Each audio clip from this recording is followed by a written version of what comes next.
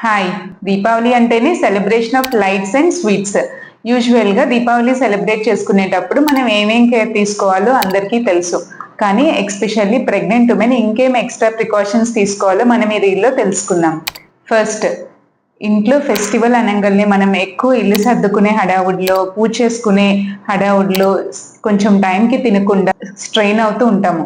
So మీరు కనుక pregnant అయితే స్ట్రెయిన్ అయితే అవ్వద్దు, టైంకి ఏదో ఒకటి కొంచెం తింటూ ఉండండి. Second, comfortable clothing. హెవీగా ఉండే డ్రెస్సెస్ కాకుండా మీకు కంఫర్టబుల్గా ఉండేవి, ప్రిఫరబుల్గా కాటన్ డ్రెస్లు అవి వేసుకోవడం చాలా బెటర్. అండ్ థర్డ్, దీపావళి అంటేనే క్రాకర్స్. కాకపోతే ఈ క్రాకర్స్ నుంచి ఒక్కొక్కసారి సడన్ గా లౌడ్ సౌండ్స్ వస్తూ ఉంటాయి. ఇలా సడన్ గా లౌడ్ సౌండ్స్ వినటం మీకు మీ బేబీకి అంత మంచిది కాదు. సో సాధ్యమైనంత వరకు ఈ సౌండ్స్ నుంచి దూరంగా ఉండండి. అండ్ ఇంకొకటి, ఈ క్రాకర్స్ నుంచి వచ్చే స్మోక్. మీరు కనుక ప్రెగ్నెంట్ అయి ఉండి ఎక్స్పెషల్లీ థర్డ్ ట్రైమిస్టర్ లో ఉంటే ఒక్కొక్కసారి ఈ స్మోక్ పీల్చుకొని ఎక్కువ గాలాడకపోవటము, ఆయాసంగా వచ్చే ఛాన్సెస్ ఉంటాయి. సో సాధ్యమైనంత వరకు ఈ క్రాకర్స్ నుంచి వచ్చే స్మోక్ నుంచి కూడా దూరంగా ఉండాలి.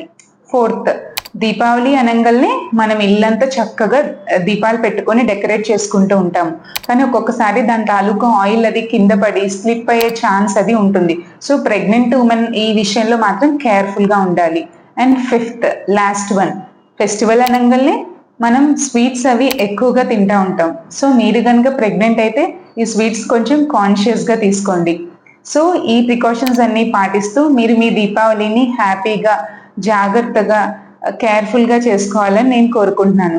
Wishing you all A happy Deepavali.